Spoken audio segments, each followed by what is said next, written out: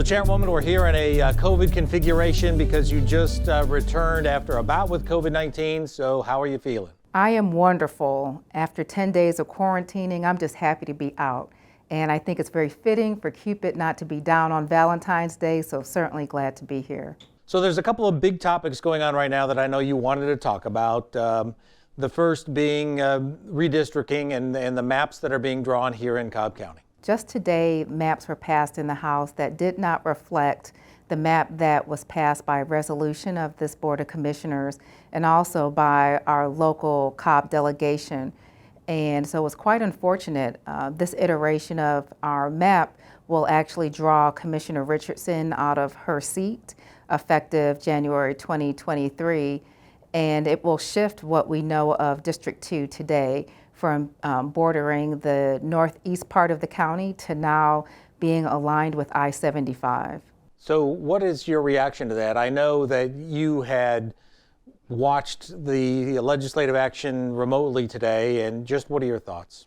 It's unfortunate. There has been a practice that the maps that will pass a county will be the maps approved by a local delegation. And so our residents are missing the voice of their local elected leaders with the map that was passed today. It's also unfortunate that you would see someone who was recently elected by a majority of her voters drawn out of her seat, not by the will of the people who elected her, but by the will of others that don't live in her district, that are beyond the county.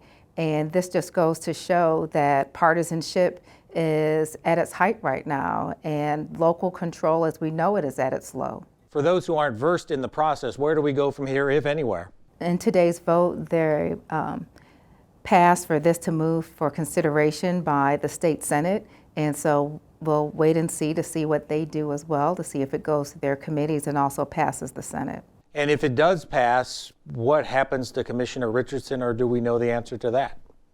She has some options that are available to her, and I'd rather see how things play themselves out before I speak definitively, but we're hoping that someone will see the challenges associated with this map and defying, again, it coming out of the local delegation, it drawing a currently seated district commissioner out of their map, and vote differently when it goes to the Senate. Second big topic of the day is obviously the cityhood efforts that are going on.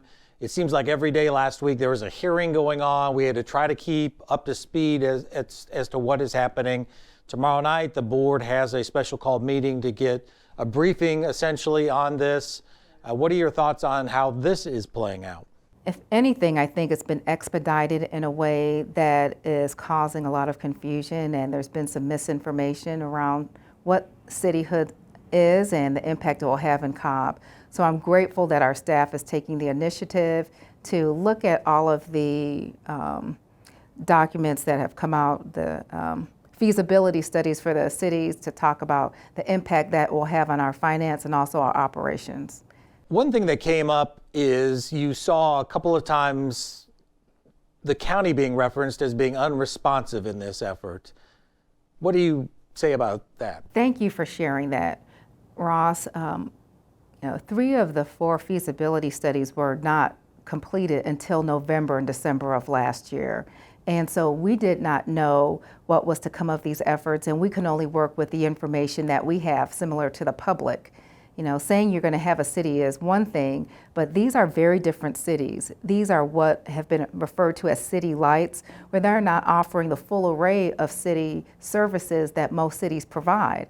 And so we needed to know what city services were being presented so that we can take a proper response in assessing what the impact to the county would be. And so it's been pretty unfortunate to hear that we have not been more responsive. I know myself, this office, I know some of our county staff has reached out to some of the proponents regarding cityhood. I've sat and spoken with some of them, not all of them, but that door remains open. And so I'm hoping that we can have more dialogue, not only with the citizens, but also with the proponents, so that at least we can clarify the basic information about the cities as they're being proposed. Another thing I've seen come up by some of the cityhood proponents is that we have hired a lobbyist, apparently, to work against that effort. You heard we, I heard I did. I heard I singly hired a lobbyist, which I cannot do as chair. You know, our county has contracted with the lobbyist to represent us, and that was budgeted for last year. And that lobbyist is helping us as there are a myriad of issues being heard at the Capitol. And I assure you that we need that lobbyist support to help us to wade through the myriad of things going on, but they are not helping us take a side on this matter. In fact, I've stated on multiple occasions, as well as our deputy county manager at the Capitol, that we are here to educate our citizens, and that still remains our posture, even with the lobbyist on hand that is representing us at the Capitol on all matters that are impacting Cobb County. And I will say, since you and the county manager tasked my office with putting together kind of an educational webpage, which is at cobbcounty.org/cityhood, I've been to 8 to 12 meetings with various staff and department heads, and not one time has a lobbyist been in any of those meetings or called in on the Zooms or contacted me by email. I mean, this is a process that we're doing strictly internally to inform the citizens. Thank you for sharing that information. It's important to us that we do have staff weigh in to understand the impact of this, because it's staff that's closest to the services that we do provide and could give us the best insight on impact. Now, that didn't mean that we didn't try to engage a third party. We were hoping that the cityhood measures would be later in the year in November, and so that we can receive the results of analyses done for the cities that are being proposed. But then we learned, as the public learned through the meetings at the Capitol, that this has now been expedited to a May referendum. And so we're having to do what we can do internally so that we can be responsive in addressing the questions and also concerns of the citizens. And I know you mentioned that we were looking about doing a study. I think Georgia State, am I correct in that? Yeah, with Georgia Tech. Georgia Tech. But we were told that a May referendum did not give them the time to put the data together. Correct. We are fortunate that we were able to share with them what we are doing so that we are not off base in looking at some of the things that we are looking at, so that we can provide as much accurate information as possible to the public. And again, there seems some suspicion that even doing an educational effort on our behalf is somehow becoming an advocate in that, but why it came from your office and the other commissioners, why this was so important, and what would you tell people about why the education effort is so important? An informed citizen, I believe, is a more engaged citizen, and I believe an informed voter is a better voter. And if your office is anything like mine, the switchboard for the county is located in my office, we were just getting a lot of calls from people who were curious about the effort. They had questions about the effort. We did not have the answer, so that's what we've been trying to do. Definitely. And again, we serve in elected office to represent all Cobb County citizens, whether they're in a city that's being proposed or not. And if they're calling us, asking us questions, we want to do our best to serve and be responsive. So what do you anticipate? We have the Tuesday evening meeting. What do you anticipate may happen after that as far as the county is concerned? Yes, you know, having a public meeting virtually is one thing, but getting out in the public is another.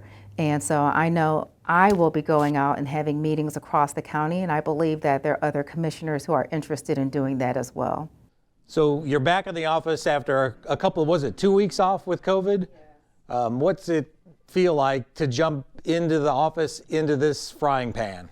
It's a different perspective. You realize that even though the wheels keep churning, that it's important to be cognizant of how you're doing, and from a health perspective and also from a mental health perspective. And so it's a little bit of a different approach to my work today.